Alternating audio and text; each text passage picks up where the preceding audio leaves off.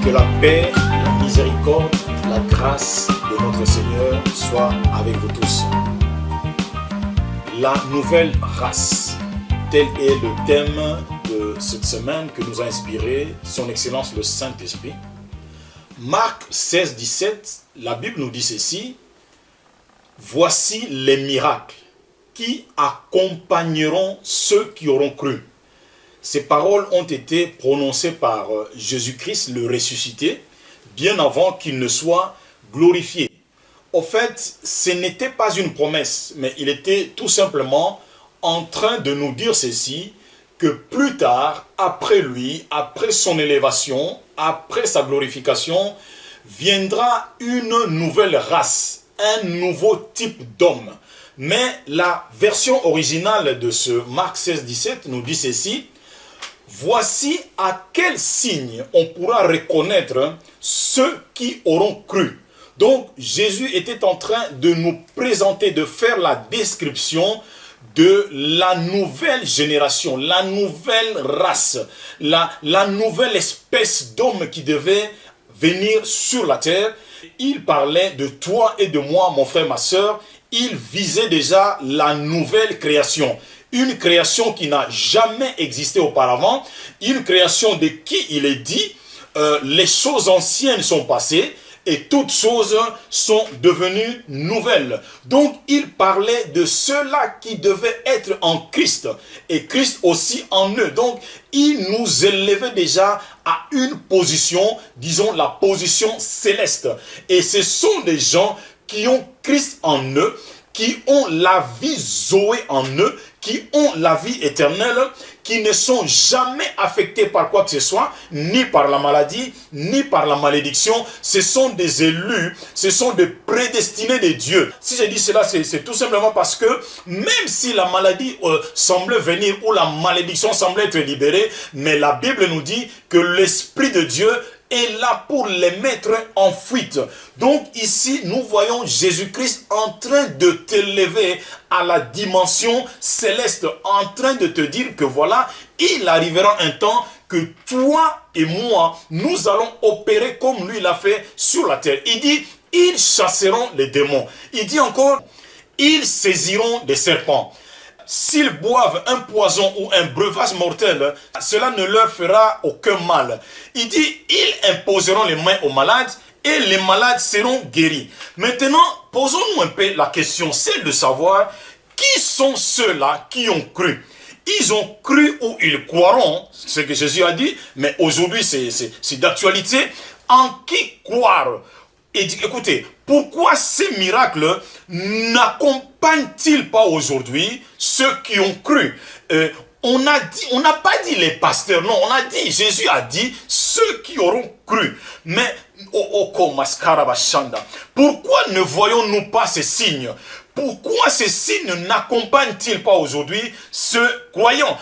Pourquoi ne reconnaissons-nous pas ceux qui ont cru?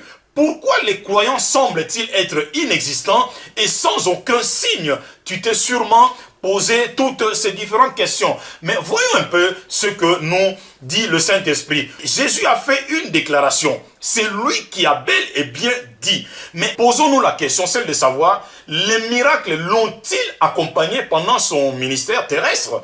Et Matthieu 8, 16 nous dit que Jésus chassa les esprits impurs par sa parole. Et Jean 6, 63, il dit, mes paroles sont esprit et vie. Alors là, c'est une confirmation que les paroles de Jésus avaient une puissance à chasser même les démons. Et Matthieu 12, 28 me dit ceci, si c'est par l'Esprit de Dieu que je chasse les démons. Donc nous voyons ici, il y a une confirmation que Jésus-Christ avait bel et bien chassé les démons, mais par le Saint-Esprit. Et Luc 4, 18, nous connaissons, avant qu'il n'entame son ministère terrestre, il a dit, l'Esprit du Seigneur est sur moi. Nous connaissons bien ce verset, il a dit, il m'a oint pour annoncer une bonne nouvelle aux pauvres, pour guérir ceux qui ont le cœur brisé. Donc, nous voyons que le miracle avait bel et bien accompagné Jésus par la puissance du Saint-Esprit. Non par sa propre puissance, mais par la vertu du Saint-Esprit. Alors, posons-nous maintenant la question de savoir, mais lui qui a dit qu'il y aura une nouvelle race qui va impacter le monde entier, voyons un peu dans la Bible, y a-t-il eu des gens qui ont été accompagnés par des miracles dont les signes ont été leur compagnie? Alors, nous voyons un homme qu'on appelle Pierre. Acte 5, verset 12 me dit ceci, beaucoup de miracles et de prodiges se faisaient au milieu du peuple par les mains des apôtres. Mais nous, en lisant cette histoire de Pierre, vous allez remarquer une chose. Même son nombre, la Bible nous dit, guérissait beaucoup de gens. Et la Bible nous dit que la multitude accourait des villes voisines pour aller vers Jérusalem afin d'être guéris par les mains même de Pierre. Donc nous voyons ici la preuve qu'il y a eu des gens, n'est-ce pas, qui ont impacté leur univers en leur temps par des miracles, des signes et des prodiges. Et nous avons encore un autre monsieur qui a impacté aussi la ville de Samarie, que nous connaissons, il s'appelle Philippe. Ma Bible me dit ceci, dans Acte 8, 6 à 7, en Samarie, pendant que Philippe était en train de prêcher Christ, les foules tout entières étaient attentives à ce que disait Philippe, lorsqu'elles apprirent et virent les miracles qu'il faisait. Donc là, nous avons la confirmation. Et au verset 7, la Bible dit, car des esprits impurs sortaient en poussant des grands cris, et beaucoup de paralytiques et de boiteux furent guéris. Donc, nous avons encore un autre témoin ici, c'est Philippe, dont le ministère a été accompagné par des signes de miracles et de prodiges. Et nous avons encore un autre monsieur qui a impacté aussi dans sa génération, qui s'appelle Paul, Saul de Tarse. Ma Bible me dit dans Actes 19, 11, 12, Dieu faisait beaucoup de miracles extraordinaires par les mains de Paul. Ça, c'est une confirmation de ce que Jésus-Christ nous a dit. Et là, ma Bible me dit, mais on mettait même des linges ou des mouchoirs qui ont touché son corps, et les démons étaient partis, sortaient de plusieurs démoniaques, et les malades étaient guéris. Là, nous avons bien aimé la confirmation que les signes, les miracles devaient accompagner ceux qui auront cru. Mais maintenant, nous allons nous poser une question, mais celle de savoir, mais ces miracles-là, ces signes-là, mais d'où viennent-ils? Remarquons ceci, mon frère, ma soeur. Oh, le Saint-Esprit est en train de nous faire du bien. Pourquoi je le dis? Parce que en essayant d'étudier tous ces miracles-là qui ont accompagné certaines personnes, vous allez remarquer une chose, que tous ces signes-là étaient des dons.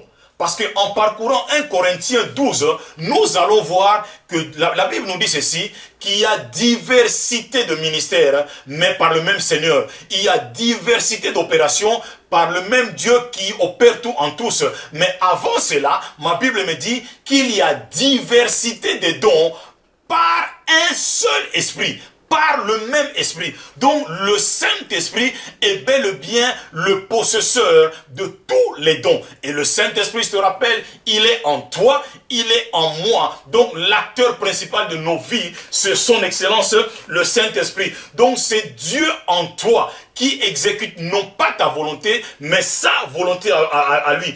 Tout ce que Dieu a prévu pour l'Église ne va pas loin, mon frère, ma soeur, se trouve dans le Saint-Esprit. Et le Saint-Esprit, je le rappelle, c'est lui ton compagnon, c'est lui ton défenseur, c'est lui ton protecteur, c'est lui ton enseignant, c'est lui qui fait tout pour toi. Et ma Bible me dit, nul ne peut dire Jésus est Seigneur si ce n'est par l'Esprit Saint, par son excellence, le Saint-Esprit. Mais tous ces dons sont dans le corps. Vous allez être d'accord avec moi, parce que Jésus-Christ a dit cela par rapport à toi et à moi, nouvelle race qui devait venir. Mais ces dons-là, comme je le rappelle encore, sache-le bien, se trouvent dans le corps. Et maintenant, comment y accéder? Comment avoir accès au corps du Christ? Souviens-toi, 1 Corinthiens 12, 13 me dit ceci. Nous avons tous, en effet, été baptisés d'un seul esprit pour former un seul corps, soit juif, soit grec, soit esclave, soit libre. Et nous avons été abreuvés d'un seul esprit. Donc Jésus-Christ, Pierre, Paul et compagnie, et nous aujourd'hui, la nouvelle race ou la nouvelle création, nous devons boire, nous sommes en train de boire à la même source. Cette source-là, c'est son excellence, le Saint-Esprit. Donc, les dons appartiennent au Saint-Esprit. Toi, tu fais partie du corps du Christ. Donc, tu es... Oh, tu dois fonctionner. Le Saint-Esprit doit opérer au travers de toi par les dons qui lui appartiennent. Pour avoir accès aux dons, il faut être membre du corps. Et comment accéder, comme nous venons de le dire, c'est par le baptême du Saint-Esprit. Nous ne parlons pas de baptême d'eau. Ce Christ dit dans Acte 1,5, Jean a baptisé d'eau, mais dans peu de jours, vous serez baptisés dans le Saint-Esprit. Donc voilà, cette nouvelle race, c'est la race de baptisés dans le Saint-Esprit. C'est la race des élus. C'est la race de prédestinés. C'est la race de ceux qui sont appelés à bouleverser l'humanité entière par l'assistance de son excellence, le Saint-Esprit. Et souvenez-vous encore, Jean-Baptiste, qu'a-t-il dit? Il a deux fois conjugué le verbe connaître, mais dans la forme négative. Il a dit, je ne le connaissais pas, mais c'est lui qui m'a envoyé baptiser d'eau m'a dit, c'est lui sur qui tu verras l'Esprit descendre et s'arrêter sur lui. C'est celui-là qui baptise du Saint-Esprit. Donc le baptême d'eau que a utilisé Jean-Baptiste n'était que la stratégie divine afin de présenter celui qui devait un jour venir baptiser du Saint-Esprit. Voilà donc le Saint-Esprit est notre accompagnateur aujourd'hui, c'est l'accélérateur de destinée, c'est celui qui booste nos vies, c'est celui qui nous conduit dans toute la vérité, c'est notre meilleur élégant enseignant que le monde n'a jamais connu parce qu'il enseigne toutes choses. Voilà mon frère, ma soeur, ce que le Saint-Esprit nous a donné aujourd'hui pour vous. Nous vous bénissons, nous vous aimons, nous vous saluons tous dans le merveilleux nom de notre Seigneur Jésus-Christ de Nazareth. Alléluia. Amen.